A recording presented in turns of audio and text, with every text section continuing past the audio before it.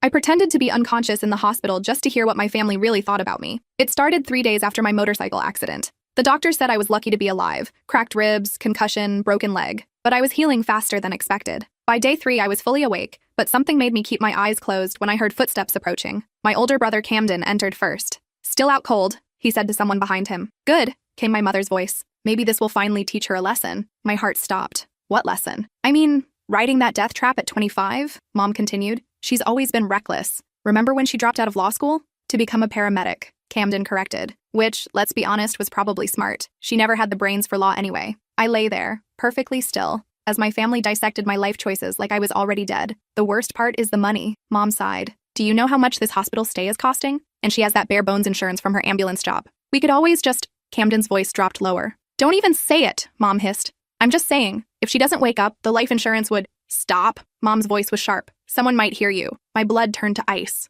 They were discussing my life insurance, while I was lying right there. "Look, all I'm saying is, maybe this is a sign," Camden continued. "She's never fit in with this family anyway. Always playing hero, always making us look bad with her blue-collar job. Remember when she brought that homeless man to Christmas dinner?" Mom asked, her voice dripping with disgust. "Or when she testified against Uncle Richard at his trial," Camden added. Uncle Richard, the family secret we weren't supposed to talk about. The reason I'd cut contact with most of my relatives 2 years ago. "She destroyed this family," Mom said quietly. "Richard's in prison because of her lies." Lies. They were calling my testimony about what he did to me lies. The room fell silent. I heard the rustle of clothing like someone was leaning closer to my bed. "You know what I think?" Camden whispered. "I think we need to have a serious conversation with her doctor about her prognosis." "What kind of conversation?" Mom's voice was barely audible. "The kind where we discuss quality of life. Brain injuries can be unpredictable. Sometimes it's more merciful to let someone go." "Camden? Think about it, Mom. She's never going to change. She'll wake up and go right back to embarrassing us. Back to her pathetic job, her bleeding heart causes, her vindictive crusade against our family. She cost us everything," Mom said, her voice growing stronger. "The country club membership, the charity board positions. Do you know how humiliating it was when the Weatherbys asked me to step down? Because of her lies about Richard," Camden agreed. "One troubled girl's fantasy destroyed a good man's reputation." Fantasy. 15 years of abuse was a fantasy to them. "If she doesn't wake up," Camden continued slowly, "the insurance money would solve a lot of problems. We could pay off the house, maybe take that European trip you've been wanting." "How much is the policy worth?" Mom asked. $200,000. Plus there might be a settlement from the motorcycle company. Faulty brakes, remember? My stomach churned. The brakes weren't faulty. I'd hit black ice. "We'd have to be careful," Mom said. "Make sure everything looks natural." "Of course." Grief-stricken family making the difficult decision to let their daughter go peacefully. "When should we talk to the doctor?" "Soon, before she shows more signs of improvement." I heard footsteps moving closer to my bed again. "Look at her," Camden said, his voice cold. 25 years old, and this is what she has to show for it. No husband, no real career, no money. She's a disappointment. "I had such hopes for her," Mom sighed. "Law school, a proper marriage, grandchildren. Instead, she chose to throw it all away. For what? To save strangers who probably don't even appreciate it?" "She always was selfish," Mom agreed. "Even as a child, always causing drama, always seeking attention." Attention. That's what they called my cries for help when Uncle Richard was hurting me. "The funeral would actually help our image," Camden mused. "Tragic young woman, taken too soon. People love a martyred hero story." "We could set up a scholarship," Mom added, warming to the idea. "Show how much we supported her career choice." "Perfect. Turn her into a symbol while finally being free of the real thing." Their footsteps moved toward the door. "I should go talk to that doctor," Mom said. "What's his name? Martinez? Good idea. And I'll call the insurance company, just to understand the process. Remember, if anyone asks, we were here praying for her recovery," Camden finished. "I know." The door clicked shut. I lay in the darkness, processing what I'd just heard. My family wasn't just disappointed in me, they were actively hoping I'd die, and they were planning to profit from it. I forced myself to breathe normally, to keep my heart rate steady. The monitors beside me beeped rhythmically, marking time while I tried to understand what kind of people I was related to. That night I replayed every conversation from my childhood, every family gathering, every moment I thought showed love. How many of those smiles had been fake? How many expressions of pride had been performances for outsiders? I remember the night I'd finally told my parents about Uncle Richard. I was 22, home from college for Christmas break. I'd spent 4 years in therapy, building the courage to speak. When I finally said the words, told them what he'd done to me from age 7 to 18, their first response wasn't concern for me. It was concern for the family reputation. "Are you sure you remember this correctly?" Mom had asked. "You were so young. Children sometimes misinterpret adult affection," Dad had added. They'd spent that entire conversation trying to convince me I was wrong, that Uncle Richard was a good man who'd been nothing but kind to me. When I insisted, when I showed them the journal I'd kept documenting every incident, they'd accused me of having an overactive imagination. "You always were dramatic," Mom had said, making up stories to get attention, but I hadn't made it up. And 2 years later, when Uncle Richard was caught abusing my cousin Layla, they couldn't deny it anymore. The physical evidence was undeniable. The medical reports were conclusive. Yet somehow, even then, I remained the villain in their story. The next morning brought more visitors. My cousin Bridget arrived with her husband Trevor, both dressed in expensive clothes that screamed success and superiority. Any change? Bridget asked, settling into the chair beside my bed like she was attending a social event. None, Mom replied, her voice heavy with manufactured grief. The doctors say it could go either way. Such a tragedy, Trevor said, though his tone suggested he was discussing the weather. She was so young. Has anyone been to her apartment? Bridget asked, and I could hear the calculation in her voice. I mean, someone should check on her things. Make sure nothing gets stolen. My apartment. The one-bedroom place I'd worked 3 jobs to afford, decorated with secondhand furniture and artwork from local artists I'd befriended. It wasn't much, but it was mine. Camden has her keys, Mom said. He's handling all that. Good thinking, Trevor said. Does she have any valuables? Electronics? Jewelry? Savings accounts? The audacity was breathtaking. They were cataloging my possessions while I lay supposedly unconscious 3 feet away. Not much. Camden's voice joined the conversation as he entered the room. Her bike was the most expensive thing she owned, and that's totaled. What about her savings? Bridget pressed. Investment accounts? Retirement funds? She spent everything on that ridiculous motorcycle, Mom said with disgust, and giving money away to every sob story that crossed her path. They were talking about my donations to the women's shelter, the homeless veteran I'd helped get back on his feet, the immigrant family whose medical bills I'd paid when their son was hit by a drunk driver. Remember when she paid for that stranger's cancer treatment? Bridget laughed, a sound devoid of warmth. Thousands of dollars to someone she'd met exactly once. Or when she gave her entire Christmas bonus to that animal rescue, Camden added, shaking his head like my generosity was a mental illness. At least she had good life insurance, Trevor said, steering the conversation back to finances. That shows some planning ahead. The EMT union required it, Camden explained, though I doubt she understood what it meant for her beneficiaries. Who are the beneficiaries?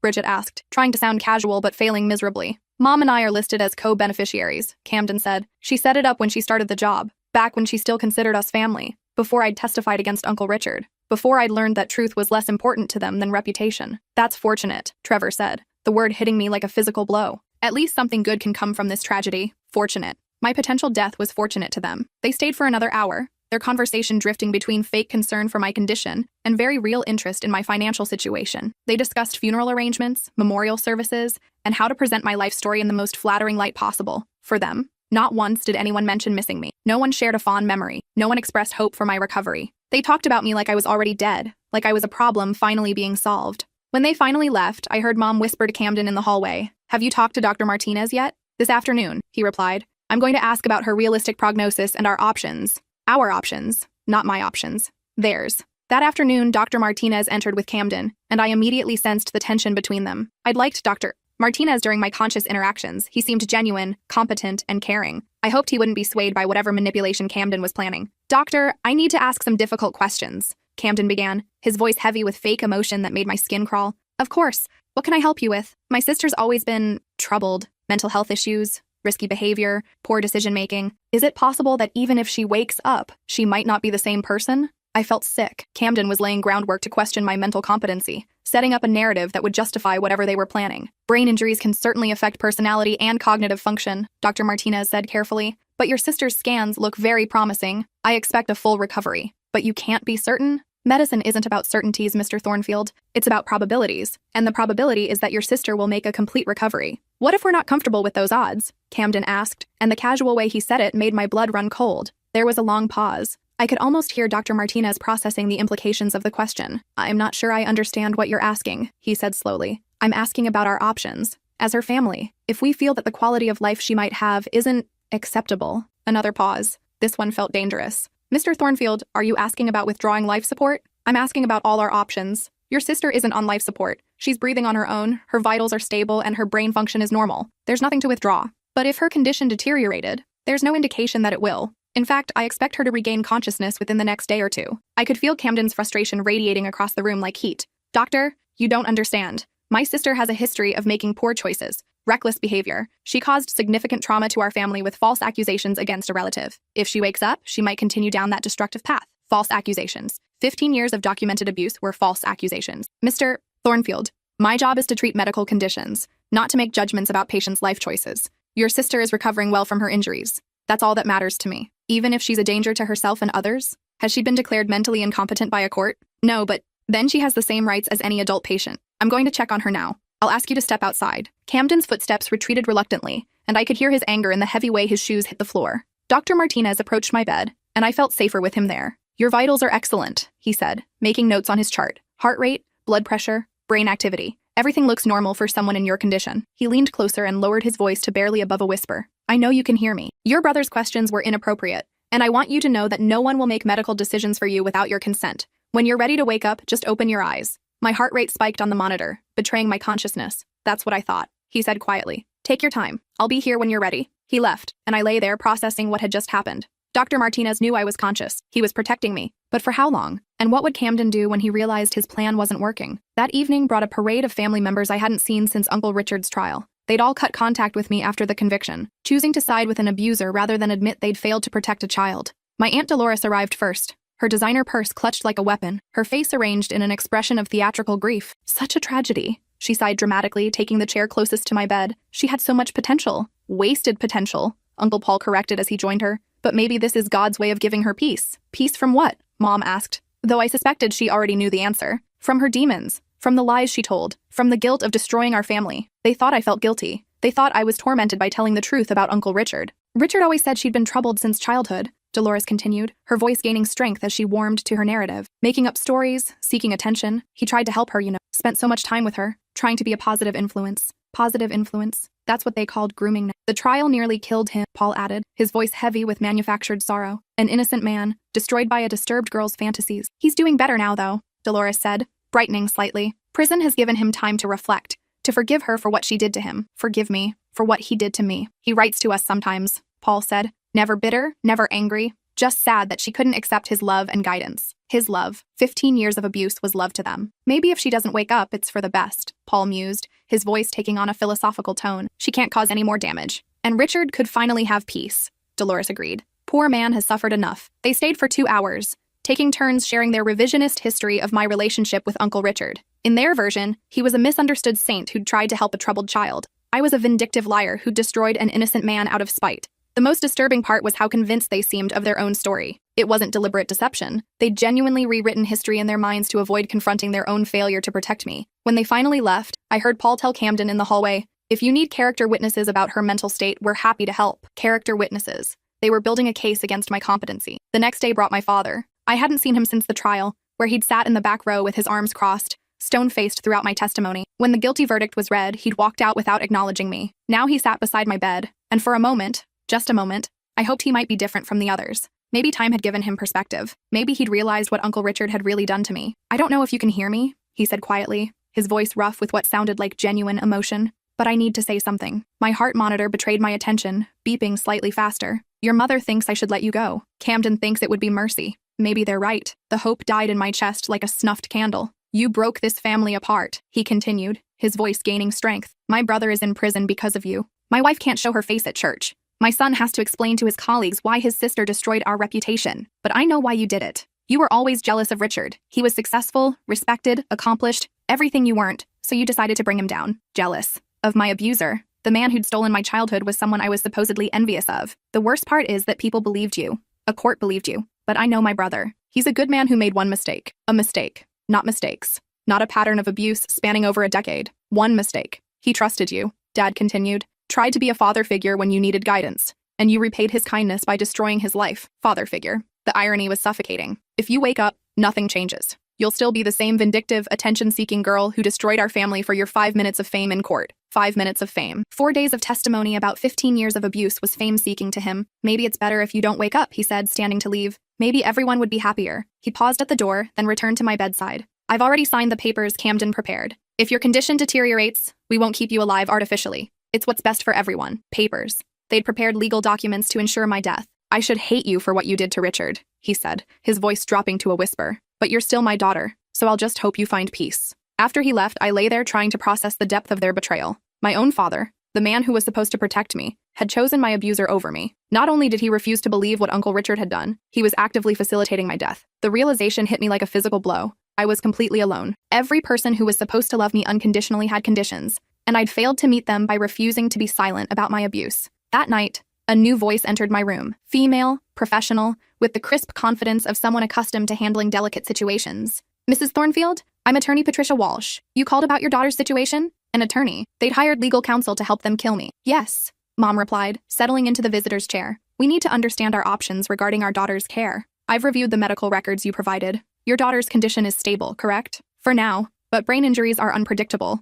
The doctors say there could be complications. That was a lie. Dr. Martinez had said I was recovering well. And you mentioned concerns about her mental competency? She's made increasingly erratic decisions over the past few years, Mom said, warming to her narrative. Dropped out of law school to take a low-paying job, alienated the entire family with false accusations against her uncle. False accusations? She claimed he abused her as a child. The court believed her lies, and now an innocent man is in prison. I see. And you're concerned that if she recovers, she might continue making poor decisions? We're concerned she might be a danger to herself and others. She's always been impulsive, reckless. This motorcycle accident is just the latest example. Well, if she regains consciousness, you could petition for guardianship based on mental incompetency. With the right documentation, you could make her medical and financial decisions. What kind of documentation would we need? Psychiatric evaluations, testimony from family members about her erratic behavior, evidence of poor judgment. The more comprehensive the case, the better your chances. And if she doesn't regain consciousness, then the medical power of attorney you've established would allow you to make end-of-life decisions on her behalf. Medical power of attorney. They'd given themselves the legal right to kill me while I was unconscious and couldn't contest it. How quickly could we move forward? Camden's voice joined the conversation as he entered the room. If she wakes up,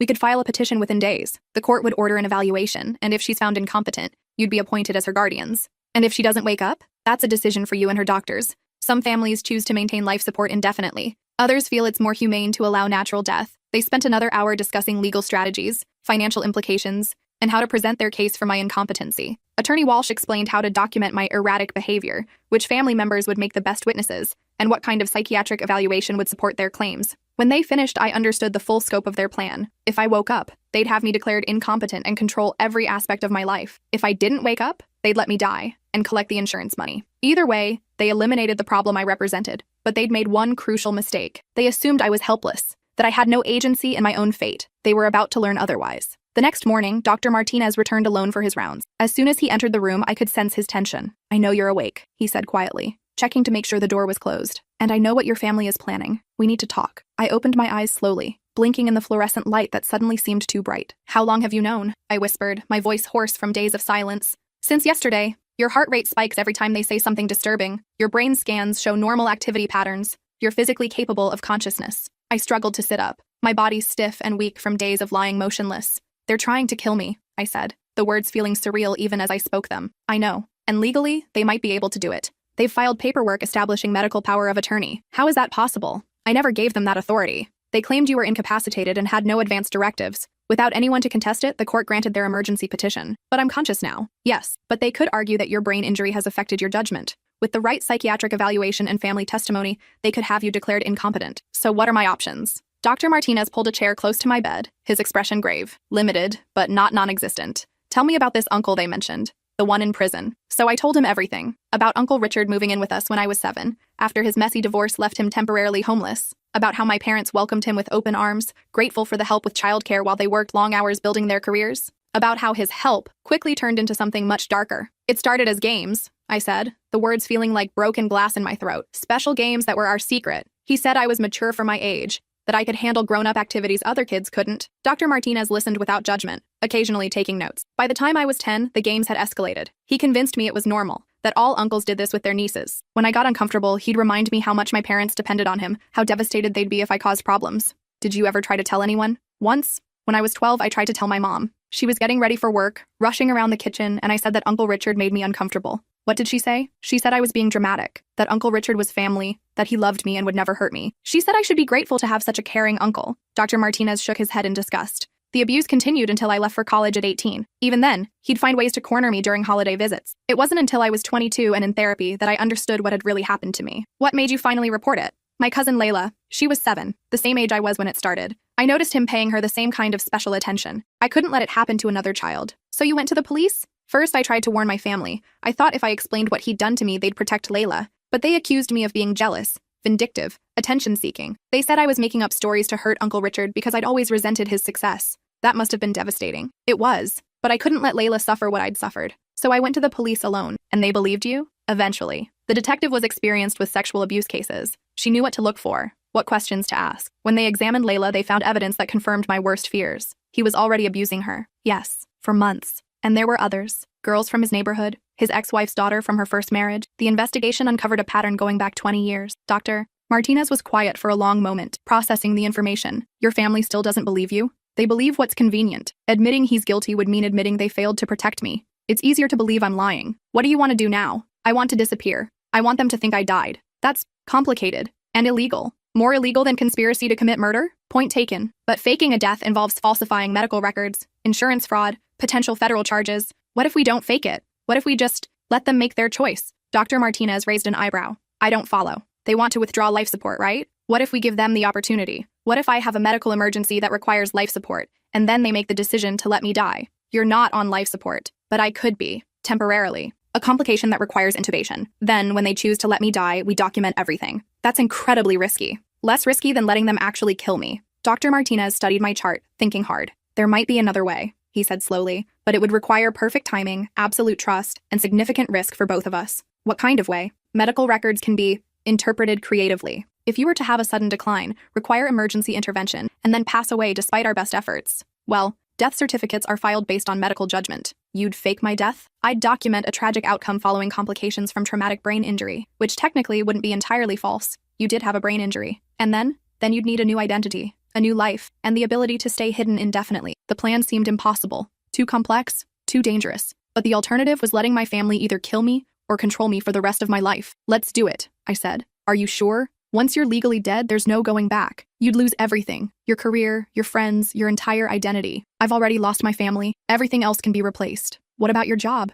Your colleagues? They'll remember me as someone who died too young. That's better than living as someone who was never really alive. Dr. Martinez spent the next hour outlining the details. He'd document a sudden deterioration in my condition requiring emergency life support. My family would be called in to make the decision about continuing care. When they chose to let me die, he'd document my passing and arrange for my body to be transferred to a specific funeral home with connections to witness protection services. This will end my career if we're caught, he warned. The medical board would revoke my license. I could face criminal charges. Why are you willing to risk it? Because I've seen what families like yours do to survivors. Because I took an oath to do no harm, and letting them kill you would violate that oath. And because sometimes the system fails people who deserve better. What do you need from me? Complete trust. When the time comes, you'll need to stop breathing on your own. You'll need to let the machines show cardiac arrest while staying conscious enough to hear what they say. How long will I need to hold my breath? Not long, maybe 30 seconds. But it has to be convincing. What if something goes wrong? Then we improvise. But I'll be monitoring everything. I won't let anything happen to you. 2 days later, Dr. Martinez called my family with urgent news. I'd taken a sudden turn for the worse.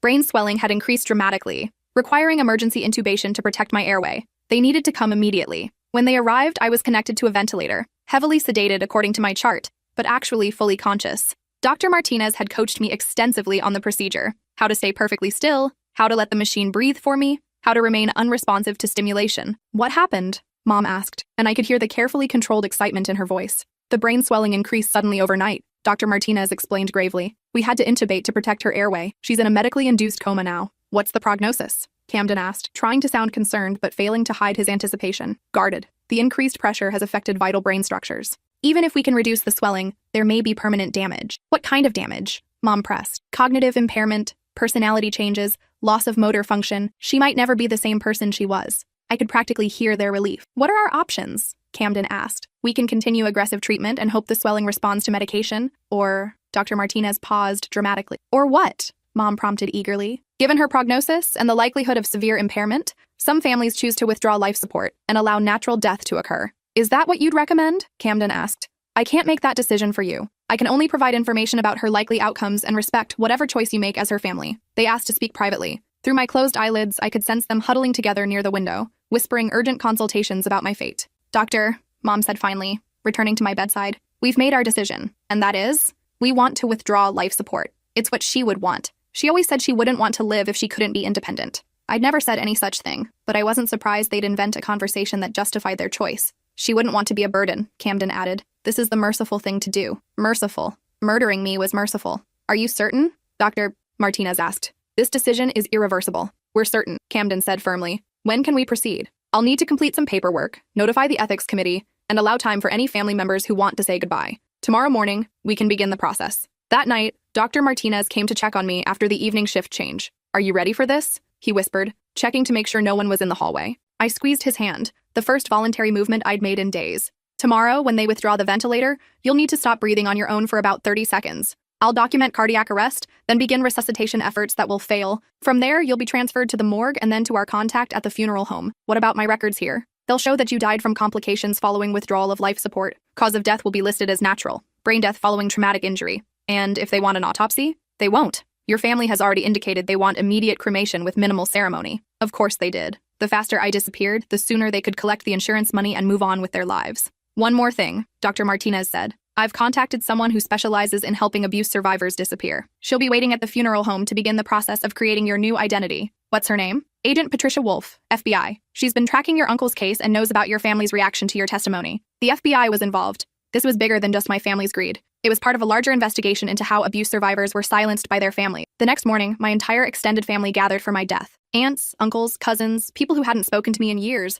suddenly appeared to witness my final moments. They arranged themselves around my bed like mourners at a wake, their faces carefully composed in expressions of grief that didn't reach their eyes. Dr. Martinez explained the procedure with professional gravity. When life support was withdrawn, my body would either resume natural breathing or cardiovascular function would cease. There was no way to predict which would happen. Before we begin, Mom announced, we'd like to say our goodbyes. One by one, they approached my bed with their hollow words of farewell. We love you. Rest in peace. You'll finally have the peace you've been seeking. Uncle Paul leaned close and whispered, so only I could hear, maybe now Richard can finally forgive you. Aunt Dolores squeezed my hand and said, we know you're sorry for what you did to our family. My father kissed my forehead and murmured, I hope you find whatever you were looking for. Camden was last. He gripped my hand and said loud enough for everyone to hear, we're sorry it had to end this way, but we know this is what you'd want, to be free from the pain you've been carrying. What I'd want. They were killing me for my own good. Are you ready to proceed? Dr. Martinez asked. We're ready, Mom said without hesitation. Dr. Martinez began the process of withdrawing life support.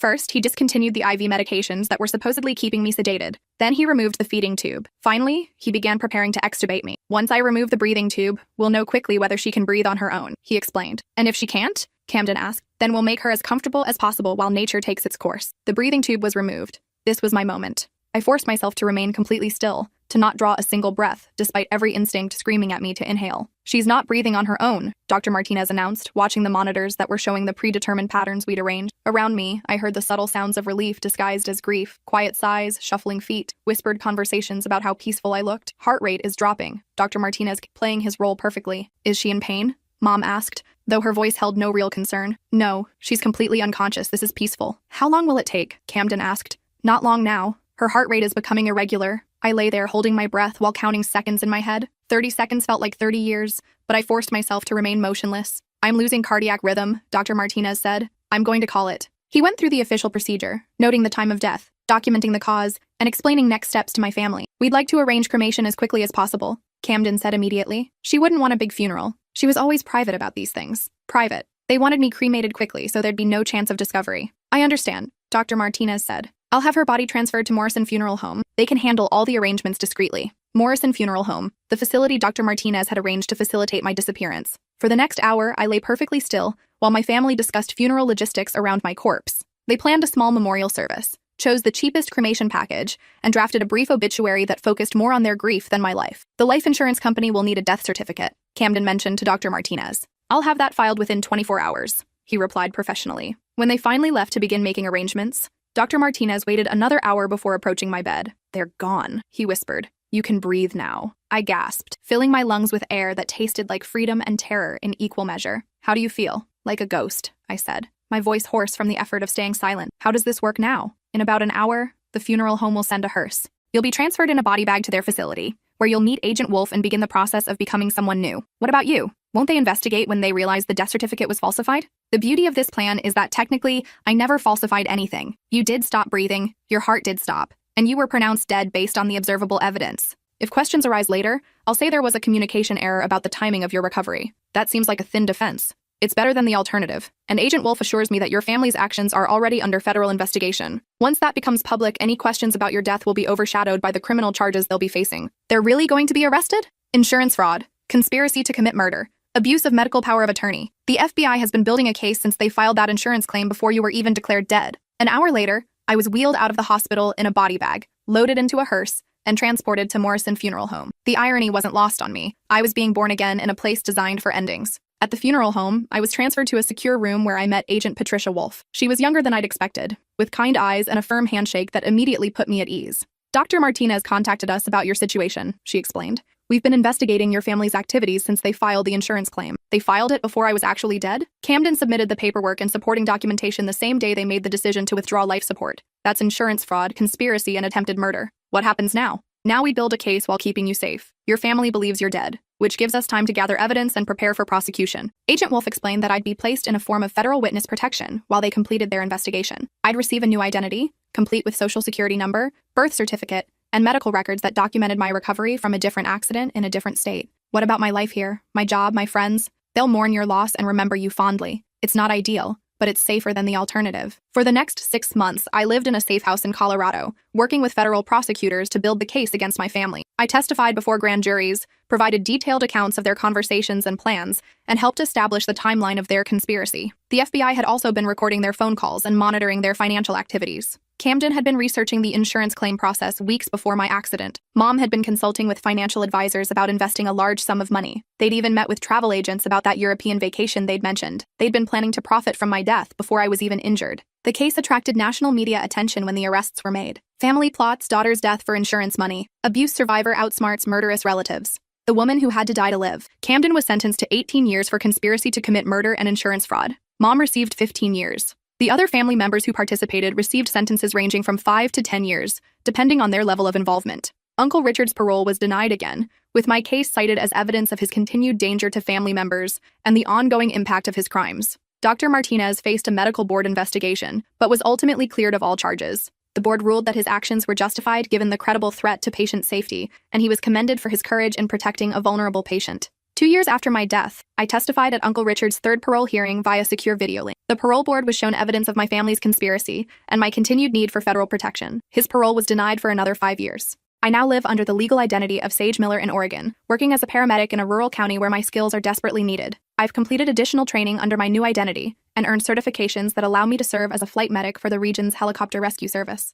My new colleagues know me as someone who transferred from Colorado after a difficult divorce. They don't know about my past, but they know me as someone who fights fiercely for patients, especially those who are vulnerable or voiceless. The work is demanding, but fulfilling. Every life I save feels like proof that I made the right choice, that surviving was worth the cost of everything I left behind. Sometimes I get letters forwarded through the FBI from distant relatives who claim they always suspected something was wrong and want to reconnect now that the truth has come out. Some offer apologies for their role in ostracizing me. Others claim they were manipulated by the family members who are now in prison. I read these letters carefully, then file them away unanswered. Because the most important lesson I learned during those days in that hospital bed is that family isn't defined by blood or genetics. It's defined by the people who show up when you need them, who believe you when you tell difficult truths, and who protect you even when it costs them something precious. Dr. Martinez still checks in through secure channels, updating me on his continued work with abuse survivors and the protocols he's developed for identifying families who pose threats to vulnerable patients. Agent Wolf has become a genuine friend, someone who understands the complexity of survivor guilt and the ongoing challenge of building a new identity while processing old trauma. My new EMT partner, Quinn, doesn't know about my past, but has become the kind of friend I never had growing up. Someone who values honesty, courage, and genuine kindness over social status or family reputation. Last year, I helped save a teenage girl who'd been sexually abused by her stepfather. When her family tried to pressure her to recant her statement, tried to convince her to keep it in the family to avoid scandal, I made sure she had advocates who believed her. I made sure she had what I'd never had, adults who prioritized her safety over their own comfort. The hardest part of my new life isn't the isolation or the false identity, or even the knowledge that I can never return to who I used to be. It's accepting that the people who were supposed to love me unconditionally were willing to kill me for money and convenience. But from that devastating truth came an unexpected gift, the absolute certainty that I'm stronger than I ever imagined. Strong enough to fake my own death, outsmart people who thought I was helpless, and rebuild my entire existence from nothing. Strong enough to save others. Every emergency call I respond to, every patient I help stabilize, every family I comfort in their worst moments is proof that sometimes the best revenge against people who try to destroy you is simply refusing to stay destroyed. My family thought they were eliminating a problem. Instead, they created someone truly unstoppable. Someone who learned that the most powerful thing you can do when people want you gone is to choose exactly how you disappear and exactly when you return. Even if returning means becoming someone entirely new. The woman they tried to kill is gone forever, but the woman who took her place is everything they never expected. Someone with nothing left to lose and everything to fight for. Someone who discovered that sometimes you have to lose everything to find out who you really are. And sometimes the person you really are is someone worth dying for, someone worth living for, someone worth becoming.